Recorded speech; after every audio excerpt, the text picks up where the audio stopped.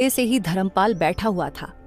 सरपंच जी, हम आपके पास न्याय मांगने आए हैं। हमारे चाचा चाची जमीन हड़पना चाहते हैं और शायद पटवारी से मिलकर फर्जी कागज बनवा रहे हैं। हम अनाथ हैं, इसका मतलब ये नहीं कि हम बेबस हैं। हमें अपने माँ बाबूजी की जमीन किसी हाल में नहीं देनी। कृपया आप हमारी मदद करें। धर्मपाल जी, अगर ये सच है तो ये गांव की मर्यादा के खिलाफ है। परिवार के नाम पर ठगी करना यहाँ नहीं चलेगा।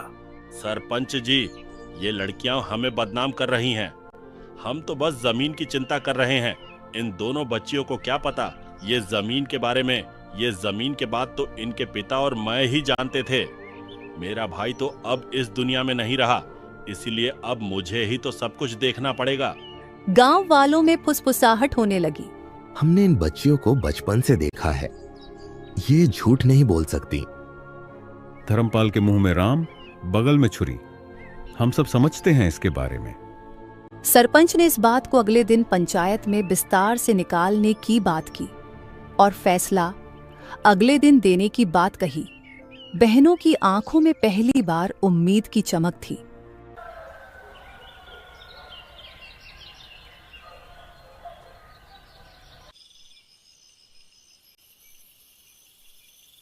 रात को झोपड़ी में दोनों बहनें आपस में बात करती हुई, दीदी, क्या कल हमारा साथ देंगे गांव वाले?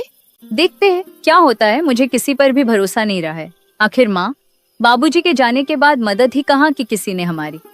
हमें बस भगवान पे भरोसा रखनी होगी।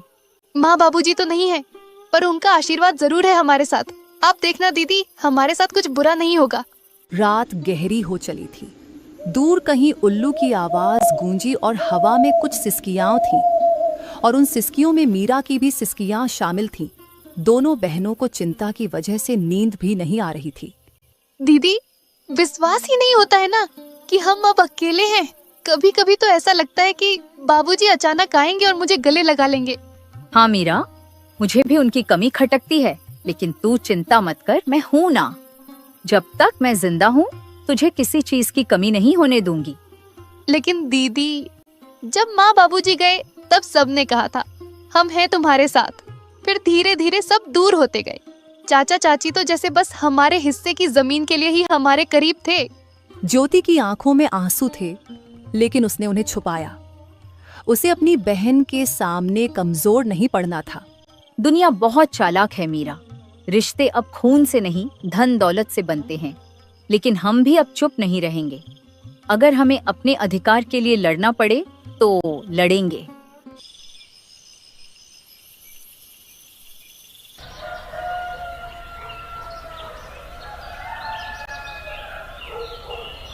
सुबह होते ही गांव में एक अफवाह फैल गई कि धर्मपाल अब पंचायत से कहकर जमीन अपने नाम करवाने की तैयारी कर रहा है।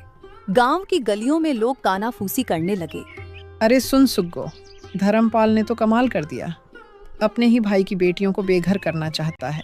हाँ काकी, कैसा रिश्तेदार है, अपने ही भतीजों को बेघर करने में तुला हुआ है। इन बातों की भनक ज्योति को लगी तो वो मीरा को लेकर सीधा सरपंच के वहां पहुंची। सरपंच जी, हमें आपसे इंसाफ चाहिए था। मेरे माँ बाबूजी की जमीन पर मेरे चाचा जबरदस्ती का दावा कर रहे हैं और आप लोग उनका साथ दे रहे हैं। मुझे आपसे ये उम्मीद नहीं थी। हम कोई अबला नहीं है, हम ऐसे चुप नहीं रहेंगे सरपंच जी। ऐसे कैसे कोई भी आके हमारी जमीन हड़प लेगा। थोड़े समय बाद धर्मपाल, बिमला और कमल भी वहां पहुंच गए और वहां पर नाटक करने लगे। सरपंच जी, हम तो बस इनकी भलाई चाहते हैं।